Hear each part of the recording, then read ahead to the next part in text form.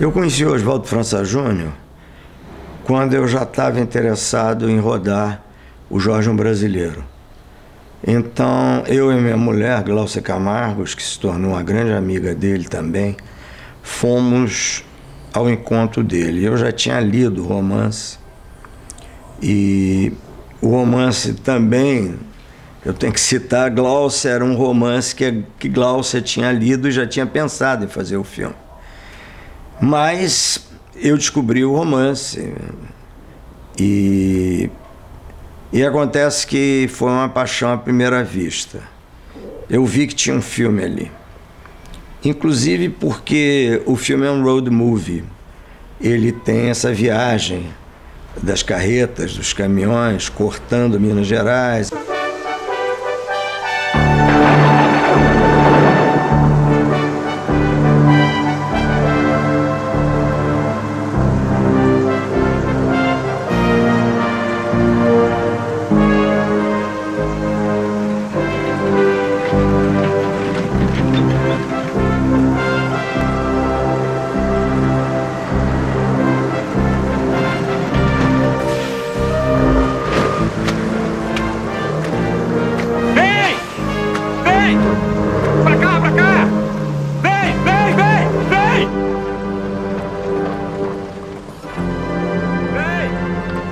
Devagar, devagar! Vem, vem, vem! Vem!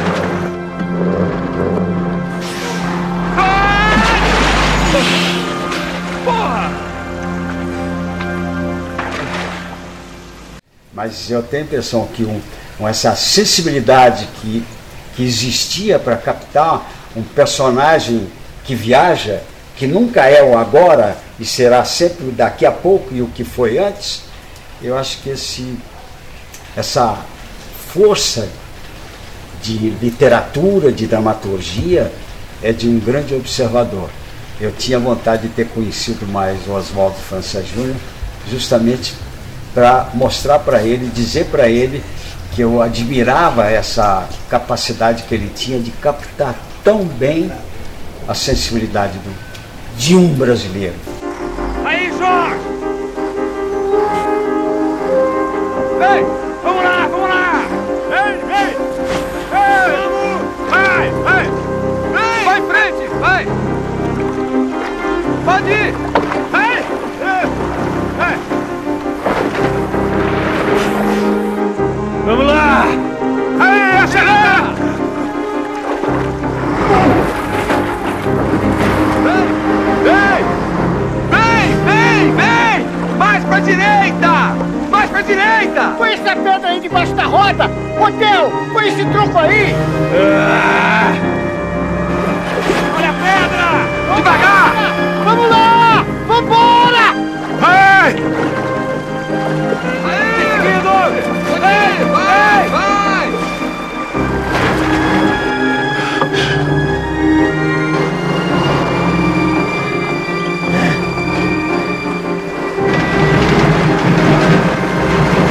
Tá indo! Aí! Já passou!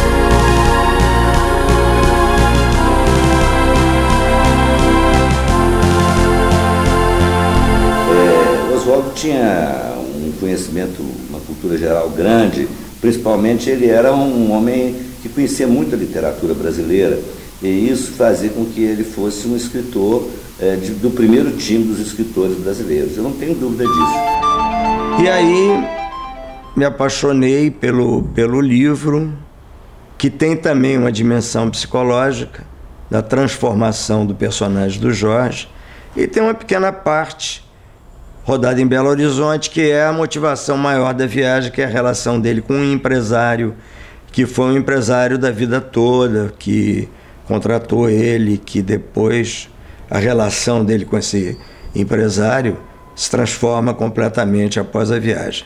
A vida toda. Olha, Jorge, pra topar qualquer serviço. Eu sei que o índio agora é autoridade. Ô, Fefeu, você trabalha por conta própria por aqui? Empregado. Ah, e você é? Altair. Eu também trabalho para a companhia. E vocês gostam desse lugar? Eu rodo onde o carro passa. Porque tem muita coisa acontecendo aqui, muito dinheiro chegando. A gente precisa conversar sobre isso, sabe? Espera aí.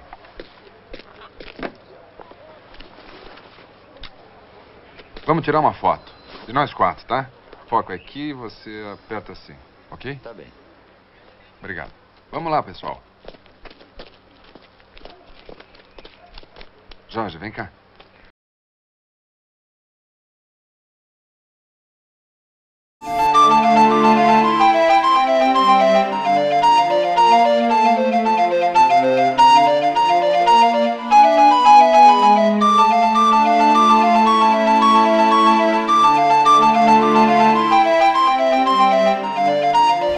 Então foi muito fascinante o trabalho de adaptação, e nós encontramos e conhecemos o Oswaldo a partir dessa proposta, e ele se envolveu imediatamente com a ideia do filme, achou muito interessante fazer um filme da obra dele, até perguntava muito por que é que vocês querem fazer o filme do meu livro e tal, eu lá dava as minhas explicações.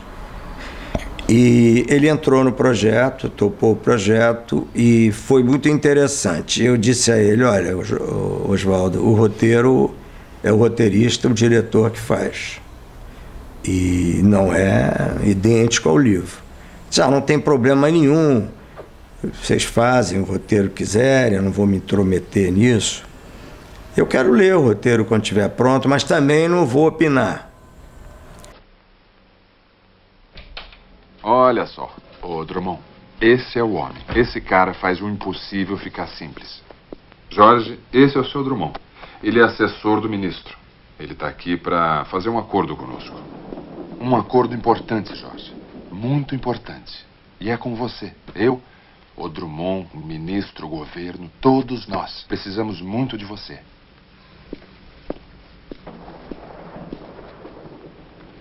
Eu recebi esse telegrama do Fefeu. Ele está em Valadares com um comboio de 5 carretas, todas carregadas de milho.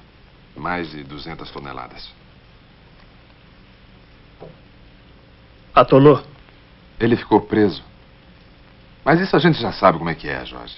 O problema é que essa carga aí é urgente. E nós todos já temos uma data para cumprir. Fefeu tem 20 anos de estrada, mano. Eu sei. Se ele fala que não pode... Eu sei, mas o Fefeu é o Fefeu. E você é você. Jorge, isso é importante. O seu Drummond é assessor do ministro.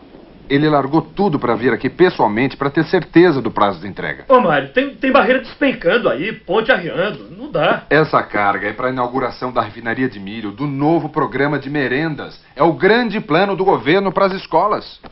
Eu preciso saber agora se essa carga chega na data. Na data. Do contrário, nós vamos ter que mudar o esquema todo. Não fica preocupado. Milho chega na data. Você pode confiar nesse cara. Eu conheço ele. Eu confio. Eu coloco meu pescoço na mão dele. E nós já fizemos coisa muito pior juntos. Jorge, você vai já para Valadares, pega esse comboio e não me olha mais nada pela frente até chegar naquela refinaria. Mário, diante da gravidade dos compromissos e da repercussão na imprensa, eu acho mais prudente desmarcar essa data e avisar as autoridades. Nosso negócio fica para outra oportunidade. Fica tranquilo. Eu trago as carretas. Jorge, um Brasileiro. O livro, o romance que tornou conhecido e começou a fazer a fama de Oswaldo França Júnior quando ele ganhou o prêmio Valmap de 1967. O França, como escritor, ele tinha alguns procedimentos, alguns métodos muito interessantes, muito pessoais. Por exemplo, ele não antecipava, não falava de alguma coisa que ele ainda pretendia escrever, dos seus projetos. Segundo, ele tinha uma disciplina que talvez viesse do seu tempo de militar, uma disciplina rigorosa de trabalho, trabalhava muito, embora cultivasse os amigos, embora frequentasse as reuniões, festas e tal. E a outra característica era a sedução que ele exercia sobre as pessoas, homens e mulheres, fazendo cada um ou cada uma acreditar que era o seu ou a sua amiga única, ou predileta ou talvez exclusiva.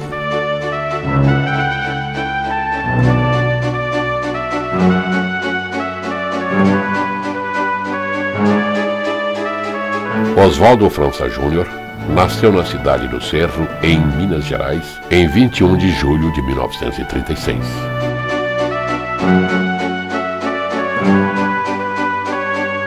Tinha uma grande paixão por veículos de duas rodas e escreveu seu primeiro conto ainda muito jovem. Eu conheci o Oswaldo França Júnior em 1975 na casa de Mário Garcia de Paiva.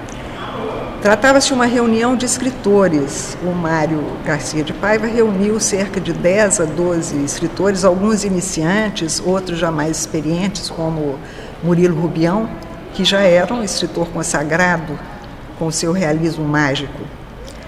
E, a essa altura, Oswaldo havia publicado 5 livros já, né? O Viúvo, Jorge um Brasileiro, Aqui e em Outros Lugares, Um Dia no Rio, A Volta para Marilda, etc.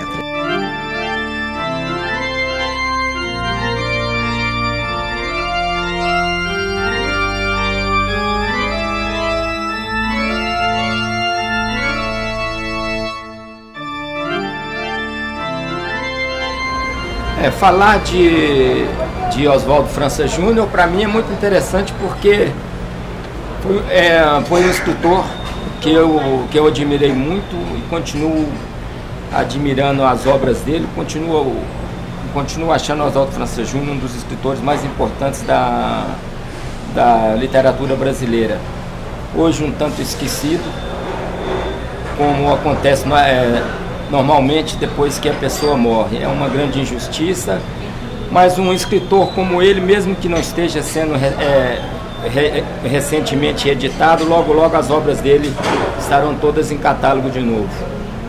Eu conheci o França Júnior, deve ter sido quando eu entrei para a faculdade, mais ou menos 1975, 1976. Ele é do Cerro e a minha família é de Coluna, uma cidade relativamente perto do Cerro, e as minhas irmãs estudavam internas no Cerro. E eu, quando adolescente, tinha também a ambição de começar a escrever, escrevia umas historinhas, uns contos, tentava esboçar um romance. E foi quando eu li Jorge um Brasileiro, mais ou menos 1973, né? Talvez seja o livro mais conhecido do Oswaldo França Júnior até hoje, pelo fato de ter sido filmado pelo Paulo Thiago, num filme maravilhoso. Da minha amada morreu de paixão. Ô, seu Jorge, então, veio de longe pra me ver cantar, é? Tava com saudade da sua viola, Flávio. Ô, Jorge. Vem se derreter com a gente, hein? Ninguém leva fé, viu? Mas eu vou fazer um trio com um Zé rico e milionário. Ô, Jorge, vai me levar de avião pra capital? Sempre doente, hein, Oliveira? Sempre merda nenhuma. Esse aguaceiro é que me leva o resto da saúde. A chuva lava a alma, Oliveira. Claro. Lava a alma, mas suja a roupa. Não é, ô Toledo? Canta mais, Fábio. Falando só sai besteira. O chefe chegou, Fefeu dançou. Fez boa viagem? Cheguei ao destino. Toledo, esse é o Jorge, sócio da empresa. Sócio é piada. Veio conferir se era verdade meu telegrama. Eu vim para levar essa carga até Belo Horizonte. E esse envolvimento participante dele no filme foi muito interessante, porque depois se desdobrou na presença dele durante as filmagens. Ele ia lá, via algumas filmagens e ficava empolgado, ficava interessado, via alguns takes e até dizia assim, pô, isso ficou muito melhor que o meu livro. Opiniões desse tipo, assim, do entusiasmo do cinema, mais do cinema, em relação ao texto. E nesse período que ele ia lá, evidentemente, criou-se uma relação muito intensa. Eu primeiro tinha, assim, uma preocupação, né? O escritor no set de filmagem sempre causa uma preocupação para o diretor, mas foi maravilhoso, foi sensacional, até ele entusiasmava muito que era filmado. E nós fomos criando uma relação maior, porque como ele ia lá, a gente almoçava junto nos intervalos das filmagens, a gente se encontrava de noite e foi criando uma amizade. Uma amizade que eu posso dizer tranquilamente que foi o Oswaldo França Júnior a pessoa mais interessante que eu conheci na minha vida.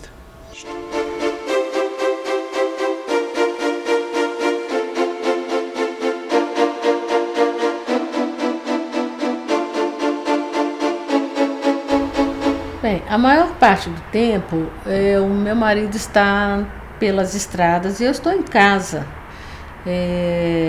Sempre trabalhei muito, estou aposentada, mas isso não importa.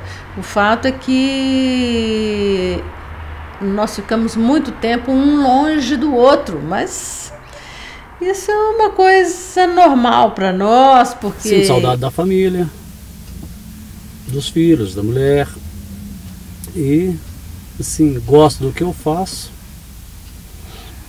Já está quase na hora de eu parar, eu sei que vou sentir saudades, mas faz parte da vida. Viajei com ele mais de uma vez, fomos uma vez a Mossoró, que é uma viagem longa, e eu tive a oportunidade de ver que ele é uma pessoa que trabalha muitas horas por dia. 5, 5 e meia da manhã ele já está pegando o volante e... Segui minha carreira, hoje estão bem formados graças ao trabalho de caminhoneiro. Eu consegui formá-los, estão bem de vida. E isso me dá uma alegria tão grande, porque realizei o sonho que foi da educação a eles. E agradeço tudo essa vida de caminhoneiro.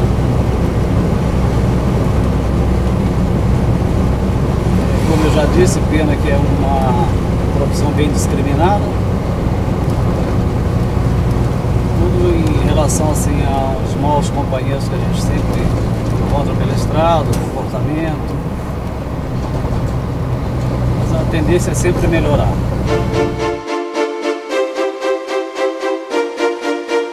A verdade é que carga pesada teve uma importância porque mostrou o trabalhador brasileiro como herói, como grande herói, que era o que o Pedro e o Bino eram. O meu personagem, o Bino, era justamente o oposto do Pedro, que era um personagem fanfarrão, mulherengo, era o mais agitado, aquele que espalhava tudo no ventilador, como se diz popularmente.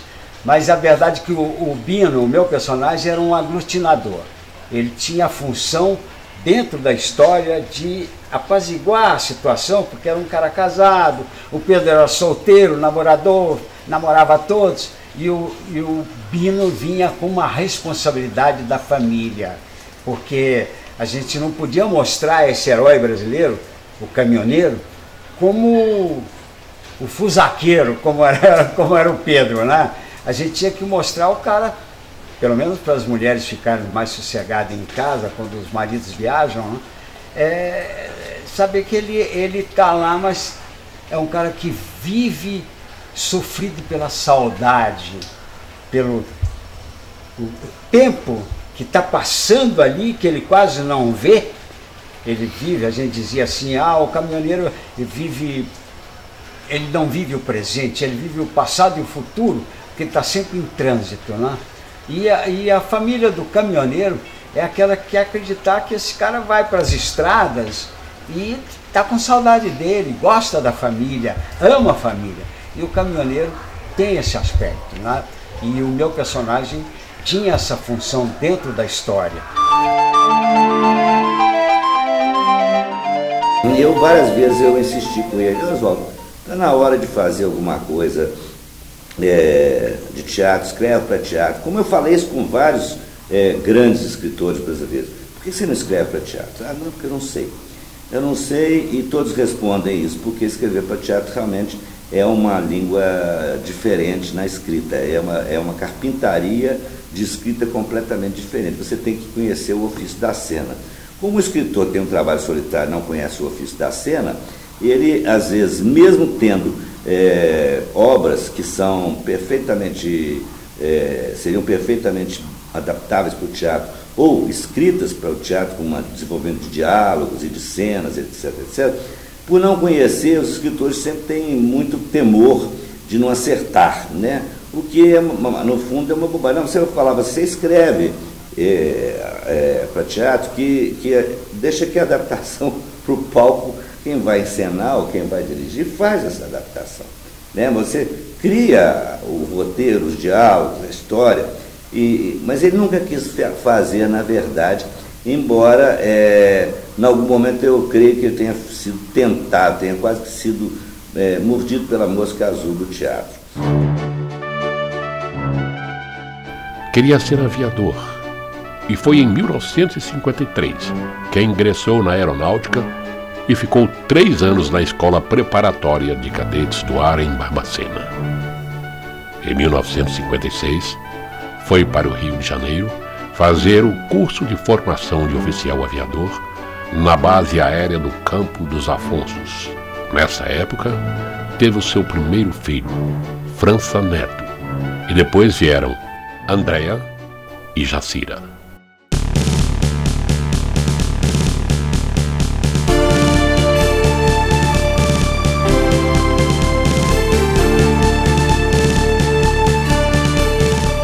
Em 1961, eu servia ao tiro de guerra da minha cidade natal, Curvelo. 25 de agosto, nós desfilamos no Dia do Soldado e logo depois tivemos a notícia da renúncia de Jânio Quadros.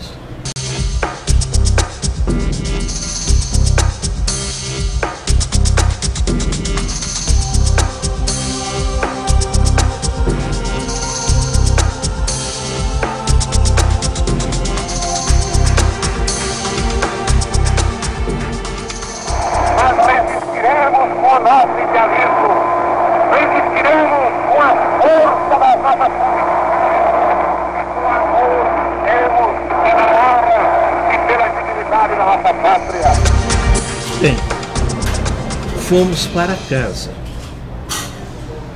Logo depois de chegar em casa, um colega atirador foi à minha casa a mando do sargento que comandava o então TG 260 da cidade de Curvelo e pediu que eu me fardasse e fosse para a sede do tiro de guerra. Essa noite eu fiquei de prontidão com munição real e ordens de atirar para matar se alguém se aproximasse e não se identificasse. 18 anos, começando no jornalismo, naturalmente curioso, eu perguntei ao sargento, por que tudo isso? Ele falou, olha, porque pode haver uma revolução. Inclusive, nós estamos sabendo que os nossos companheiros da aeronáutica estão prontos para bombardear o Palácio do Piratini, no Rio Grande do Sul, onde o governador Leonel Brizola está resistindo à ideia de não se empossar o vice-presidente João Goulart.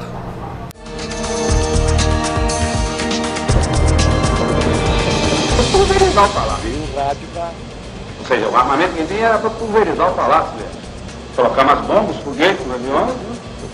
E ficamos esperando chegar a hora, o dia amanhecer.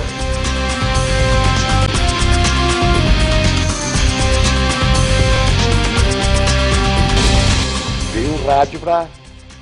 A gente chama de rádio, lá pra minha base, determinando o decolar dos aviões para calar a rede da legalidade.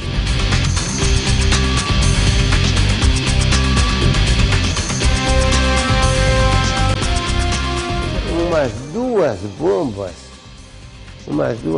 poderiam destruir o Piratini. Os militares cumprem ordens e que ele cumpriria. Ele deixou de cumprir a ordem, segundo ele, porque um grupo de sargentos esvaziou os pneus dos aviões. E quais eram estes aviões? Um Gloster Meteor de fabricação inglesa.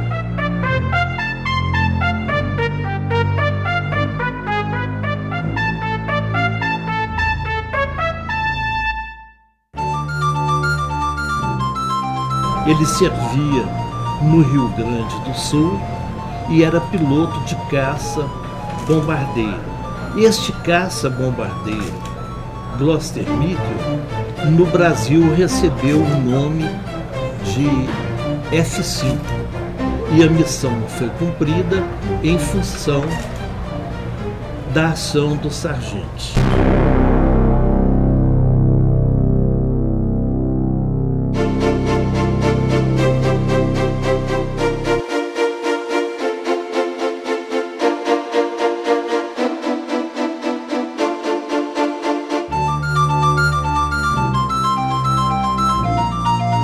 Uma diferença nítida que nós percebemos entre o livro e aquele filme, o livro Jorge Brasileiro, e aquele outro livro que ele publicou em 76, que é Os Dois Irmãos, né? A diferença que nós percebemos também nítida é a seguinte, é que parece que em Os Dois Irmãos nós temos como que emblematizada a figura de dois tipos de escritor, ou dois tipos de visão de mundo, né? Os dois irmãos são antagônicos sob vários aspectos.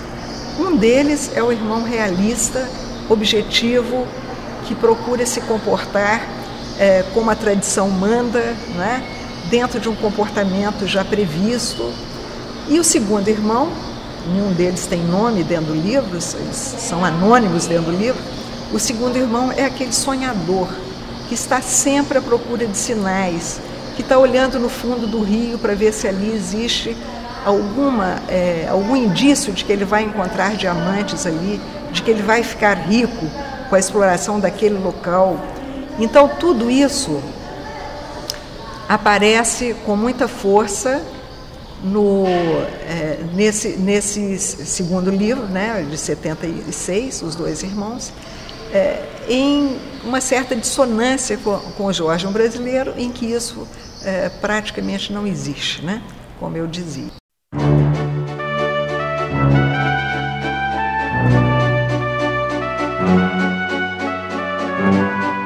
Oficial da aeronáutica que se recusou a seguir ordens superiores aí para bombardear o Palácio Piratini e se tornou escritor depois de ser dono de carrinho de pipoca, motorista de táxi e namorador, que sempre foi muito. Mas o França tem também um livro de Jorge Brasileiro, que é o mais famoso, que virou filme, que deu a ele o prêmio Valmap de 67, Ele tem também um livro menos conhecido, mas que é encantador, que se chama A Procura dos Motivos. Então é a história de uma pessoa que resolve, depois de muitos anos do desaparecimento de uma pessoa da família, resolve ir atrás para tentar ver se achava, se descobria, e depois de muito procurar, o que conta não é propriamente se achou, se não achou, mas é a viagem que essa pessoa faz enquanto faz a procura, entrando num outro universo, entrando pelo interior afora e entrando em contato com coisas que ele ou não conhecia ou já tinha esquecido. Então é uma viagem para fora e para dentro, e é escrita como tudo que o França escrevia, de uma forma encantadora.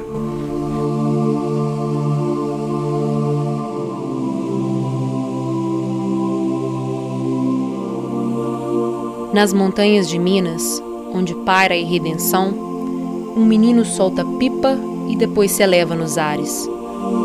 Não sei se é pássaro ou avião. A única certeza é libertas quae seratamen, porque liberdade é liberdade, ainda que tardia. Então, eu vou falar um pouquinho sobre um fato que ocorreu com a mamãe, entre mamãe e França. O França estava sendo homenageado na Câmara Municipal do Cerro, me parece que é isso. E ele foi chamado por uma autoridade de caneta de ouro. E aí ele vira para a mamãe e fala: Dona Lucinha, você, com suas panelas de pedra, divulga mais Minas e nossa terra do que eu com a minha caneta de ouro. Inclusive o Cantinho do França que a gente tem aqui, tem essas panelinhas de pedra um pouco inspiradas, né? Inspirado nessa fala linda, nessa beleza de valorizar a panela, a comida, né? E sendo ele um homem de literatura, um homem reconhecido já, né? E um outro fato assim que justifica o Cantinho do França é que o próprio França pediu à mamãe para que fizesse para ele uma mesa. Dona Lucinha, quando você tiver uma casa, eu quero uma mesa para ser o meu cantinho. Então, todas essas coisas aí, né, nos honra muito ter aqui os livros dele, essas mensagens dos escritores amigos dele. Todos mandaram mensagens manuscritas, que foi uma opção que a gente fez na época. Foi difícil, nós tivemos um problema danado, parece que ele era tão querido, parece não, de fato foi, que nós tivemos dificuldade em escolher pessoas, porque eu acho que todos gostariam de mandar um recadinho para ele, né? Mas o espaço é pequeno, então a gente ficou entre aqueles que ele teve uma relação de maior intimidade, ou que nomes de maior destaque no mundo da literatura, não é? Sendo que entre essas mensagens que nós temos manuscritas, uma delas não é manuscrita, uma apenas, é do Jorge Amado.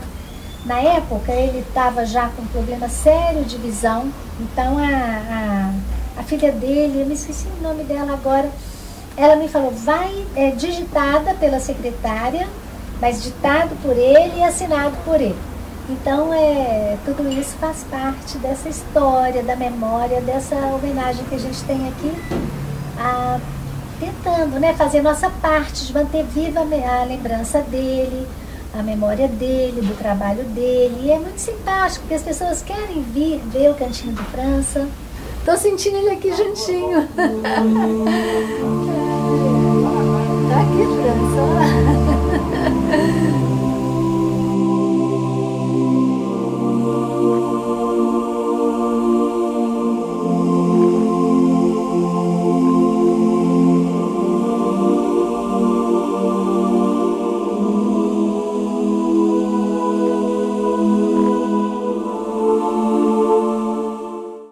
Mas o Oswaldo era magnético.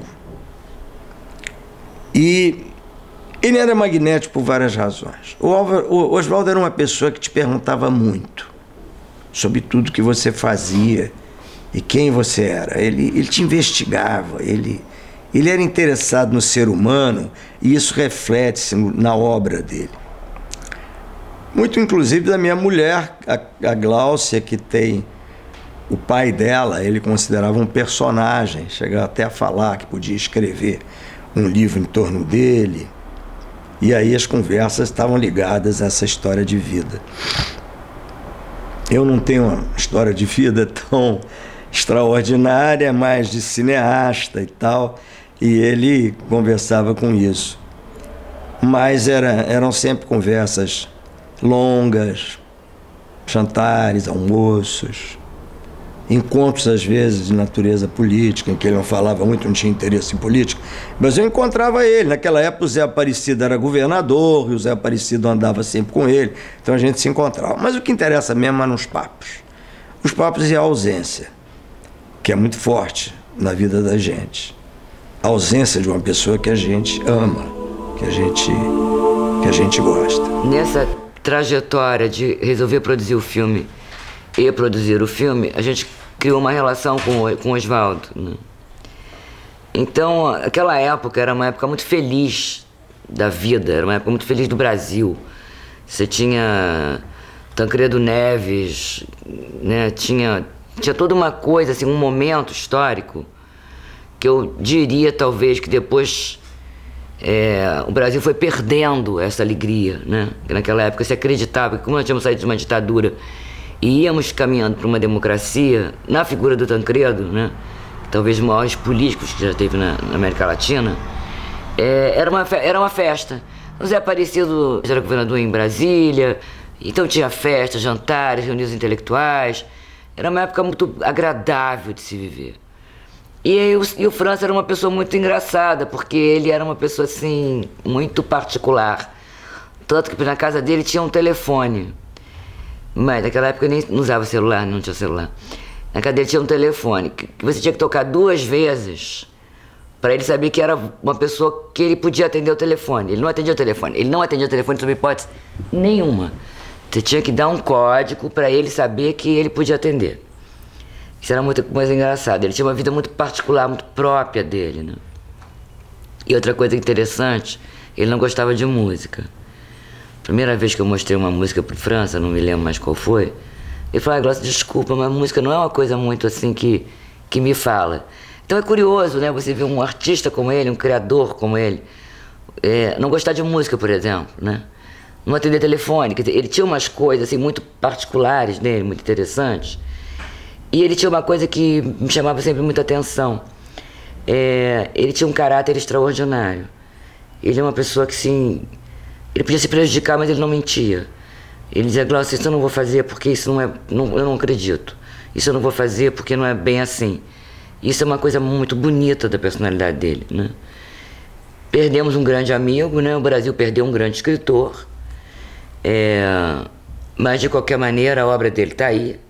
O Jorge Brasileiro, acho que é um filme que o imortalizou como escritor no cinema, me imortalizou enquanto produtora de cinema, imortalizou o diretor Paulo Thiago enquanto diretor de cinema. É o trabalho mais importante que o Carlos Alberto Richelli fez no cinema, ele reconhece isso. Diz que até hoje ele é reconhecido sobre isso. Então, tudo isso é França Júnior, né? Tudo isso aconteceu porque ele era uma pessoa muito generosa. Quando a gente disse que queria fazer o filme, ele disse vai, ele não queria saber de roteiro, ele não queria dar palpite, ele queria que a obra fosse feita, né? Então, ele é uma pessoa iluminada, que morreu de uma maneira muito trágica, mas a vida é assim, né? Gosto muito dos livros dele pela linguagem despojada, pela linguagem simples e ao mesmo tempo profunda. Independente de Jorge Brasileiro ser o livro mais famoso, mais conhecido dele, os livros dele que mais me cativam é Lembranças de Eliana, que eu tenho aqui uma edição de 1976, que foi lançada pelo Pasquim, pela editora Codecri, e um outro livro dele que eu gosto muito, mas que eu não tenho aqui agora, eu não trouxe, se chama Os Dois Irmãos. São 2 irmãos com uma personalidade completamente diferente uma da outra, mas 2 irmãos que se gostam muito.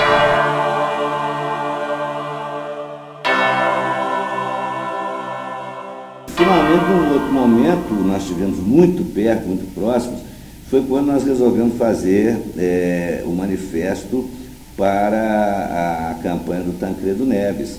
E esse manifesto acabou sendo redigido a 3 mãos. O J. D'Angelo, eu e o Roberto Drummond. Depois de várias reuniões onde estávamos todos, escritores, artistas de teatro, de música, e essas reuniões eram realizadas na casa do Murilo Rubião. E o Murilo, às vezes, tinha essa coisa de aglutinar as pessoas em torno de um almoço no sábado, Zé Maurício Vidal Gomes junto, que era grande aglutinador também, e lá estávamos nós, artistas plásticos, Inemar estava lá, o Xanina, o Murilo Rubião, e lá vinha Oswaldo França Júnior, Roberto Drummond, e tantos outros escritores, Branca Maria de Paula. Acabou se fazendo uma roda grande de pessoas.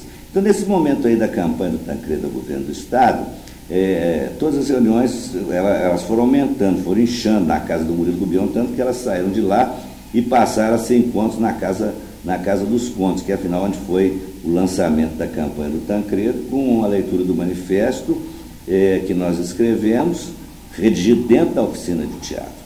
Oswaldo França Júnior também acompanhava, né, os espetáculos, os nossos espetáculos, ia, comentava às vezes, e às vezes saímos depois de um espetáculo meu, que ele gostava muito, por exemplo, e íamos conversar sobre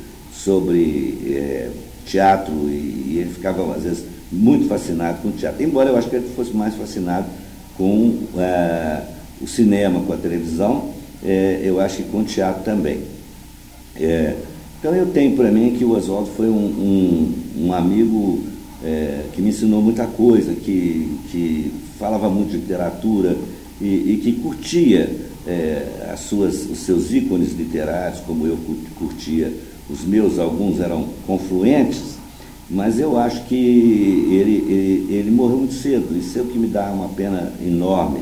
Ele morreu na maturidade do escritor, na entrada da maturidade do escritor, né? O que dá muita tristeza da gente ver uma vida ceifada assim, não só por ser a vida em si, mas por ser a intensa vida intelectual que o Oswaldo tinha em criar histórias que nos fascinavam, né? Como o Passo Bandeira, né? Ele tinha sido aviador, né? Ele tinha sido da aeronáutica, me parece, e o Passo Bandeira, ele me explicou claramente o que era o Passo Bandeira, porque tinha essa história dos termos aeronáuticos que ele às vezes usava e a gente não sabia muito bem o que é. Tenho a impressão que a segunda paixão do Oswaldo era voar, né? Deve estar voando aí em algum lugar, né? Pairando sobre nós, seguramente.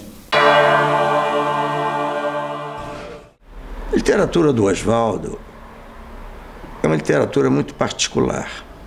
Ele fez sucesso nacionalmente muito por causa do Prêmio Valmap, que foi um prêmio criado pelo Banco Nacional de Minas Gerais, e ele escreveu esse romance, O Jorge, um Brasileiro, que teve o prêmio. Simplesmente estavam no júri três, um crítico, Antônio Olímpio, e Guimarães Rosa e Jorge Amado. Imagina ter um prêmio desses monumentos da literatura brasileira, é uma coisa muito importante.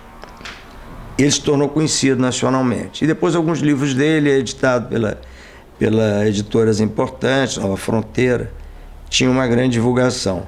Mas eu não acho que é a altura da obra dele. Eu vou falar um pouco da obra dele, que eu acho uma coisa importante dentro da relação de amizade. A gente cria amizades por amizades, né? A pessoa que viveu muito tempo, desde a infância, pessoas que você conhece no trabalho, pessoas que você conhece na vida. Mas a minha admiração por ele, literária, e eu sou uma pessoa que leio muito e sou muito interessado em literatura, já escrevi inclusive um romance, O Cassino de Sevilha, mas basicamente a minha paixão por literatura me fez ver no Oswaldo uma coisa que é o seguinte: o Oswaldo escreve em frases curtas e contundentes. Ele é um escritor que não tem gorduras. Ele não é adjetivoso, ele não é estendido, de frases enormes como Guimarães Rosa. Ele é um escritor que me lembra muito Ernest Hemingway. O Hemingway, que eu acho uma escritura muito forte e que era uma pessoa que escrevia uma versão do livro e depois ele reescrevia, tirando os adjetivos. O Oswaldo era assim, ele reescrevia muitas vezes os livros e ele era rascante. O texto era direto nele. A frase era direta nele. E frases muito conceituais. Observações, eu diria, filosóficas, sobre o estar no mundo. Então, como eu tive assim uma paixão, uma ligação com o existencialismo, que é uma coisa que fala do aqui e agora, o Oswaldo, para mim, era o escritor, foi o escritor da vida humana, do comportamento humano e do aqui e agora. E isso é sensacional. Por isso que eu acho que falta, com a literatura muito adjetivosa, a literatura brasileira, um encontro maior com a obra dele, que eu acho que vai haver. Eu acho que da geração do Oswaldo França Júnior, dessa geração de escritores mineiros que escreveram e que publicaram, sobretudo na década de 1970, quando o país vivia, né, um regime de exceção, o país vivia sob o jugo dos militares, numa ditadura pesada. Então, dessa geração que produziu aqui em Belo Horizonte e em Minas Gerais, Oswaldo França Júnior, Vander Piroli, Murilo Rubião, e entre outros, eu acho que são os mais representativos, assim, sendo que o França Júnior tem um lugar de muito destaque na literatura brasileira e é um escritor de grande importância. Tenho a ideia de filmar outros romances dele, como é o caso do Viúvo e do Homem de Macacão, que eu cheguei a fazer uma tentativa, inclusive, de fundir as duas histórias, com o apoio da família. E tem uma curiosidade que o livro dele, do Ouro e da Amazônia, eu diria que foi um livro sugerido por mim, porque eu falava para ele, olha, Oswaldo, tem que fazer uma continuação do Jorge Brasileiro. Esse personagem ele tem que ir para algum lugar e viver uma outra aventura. E a aventura é a aventura. Quais são as aventuras? A gente falava, a aventura é a aventura do garimpo, a aventura da Amazônia, a aventura em busca do dinheiro. Ele mudou para Adailton e o personagem tornou-se outra figura, mas não muito distante da figura do homem brasileiro. E escreveu esse romance que ele não acabou de finalizar porque ele morreu. E é um romance também extraordinário que dá um grande filme. E a ideia já era também de escrever o romance para se fazer um grande filme. Esse filme se tornou muito difícil por causa de custo, um filme muito caro, mas é um filme, um livro que eu acho que as pessoas teriam que ler, porque é o grande livro sobre a Amazônia, é o grande livro sobre o garimpo e é o grande livro da aventura brasileira, que é enriquecer com as minas de ouro. Personagem até meio parecido com o Jorge, ele tem uma introdução, ele tem uma parte que fala de família, de relações humanas, de namoradas, como é o Jorge, e depois é a aventura do garimpo. Ele não foi à Amazônia, ele frequentou um garimpo de Minas Gerais, mas ele achou suficiente, daí criou o personagem do Adailton. Bom, mas voltando à nossa amizade, ela se efetivou nisso, se efetivou na realização do filme e continuou de uma maneira muito intensa. Tanto que a morte do França foi um choque muito grande para mim. Fico emocionado até hoje.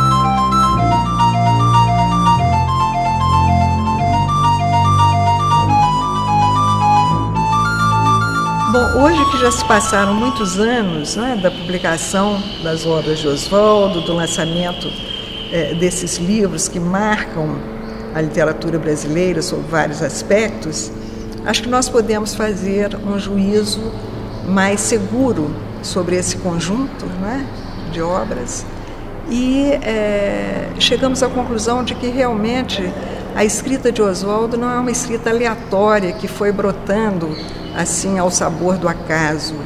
Nós percebemos que há um projeto literário por detrás disso, né? Desde o Viúvo, desde a primeira vez em que ele chega com essa obra lá e que o Rubem Braga acolhe, né, para publicar. E tem um episódio muito interessante, já para completar as informações, que o França escreveu um livro chamado O Viúvo. E o Viúvo ele mandou para a editora do autor, com o Rubem Braga. E não acontecia nada. Um belo dia ele passa numa livraria e vê, exposto ali nos livros da livraria, O Viúvo. E aí eles põem o meu livro. E ele procurou o Rubem Braga na editora e o Rubem Braga disse: olha, não conseguimos localizar você desapareceu, mas o livro era tão bom que resolvemos editar o livro. Então é sensacional, a história de uma originalidade incrível, né? Um autor descobre que foi editado através do encontro do livro na livraria. E isso ele contava muito.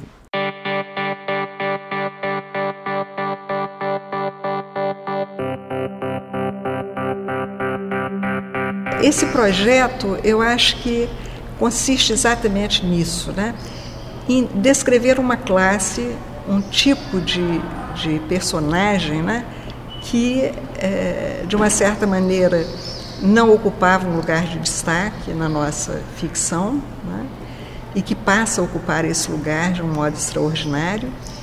Um projeto em que há uma escrita direcionada a esse público especificamente, né, e, certamente, um tipo de criação literária que demonstra uma maturidade que vai se acentuando com o tempo até chegar nessa última obra publicada em 1989, que é De Ouro e de Amazônia. Oswaldo foi impedido de exercer a profissão de piloto. E foi por isso que ele teve que encontrar outras formas de sobrevivência, pequenas empresas, serviços em Belo Horizonte. E aí ele diz, e aí eu comecei a escrever, isso me deu tempo, e eu comecei a escrever. Então, é o caso único, é o caso único de uma cassação que prestou um grande serviço à cultura brasileira, porque possibilitou tempo e decisão de que esse grande romancista, esse grande escritor, se tornasse um dos maiores escritores da nossa literatura.